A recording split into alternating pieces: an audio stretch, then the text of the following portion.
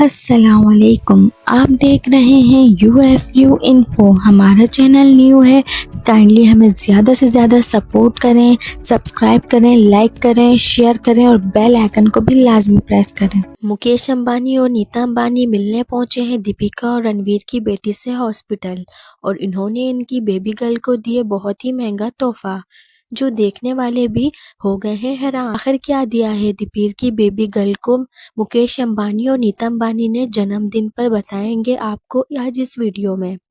तो वीडियो को एंड तक लाजमी देखिएगा और अगर चैनल पर नए हैं तो इसे सब्सक्राइब करना नहीं भूलिएगा और कमेंट्स बॉक्स में हमें इस कपल को कॉन्ग्रेचुलेशन कहना तो बनता ही है।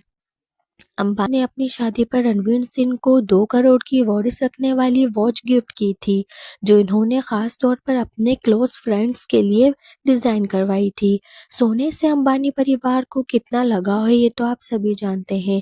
आनंद और राधिका ने खास तौर पर रणवीर और दीपिका की डॉटर के लिए गोल्ड प्लेटेड शूज बनवाए, जिनमें एक डायमंड भी लगा हुआ था और इन शूज की कॉस्ट 2 करोड़ रुपए है। वहीं मुकेश अंबानी और नीता अंबानी के गिफ्ट की कॉस्ट 1 करोड़ रुपए है। तो इनके गिफ्ट कैसे लगे हमें कमेंट्स बॉक्स में ज़रूर बताएं। तो वीडियो इनके सपोर्ट के लिए लाइक करना तो बनता है।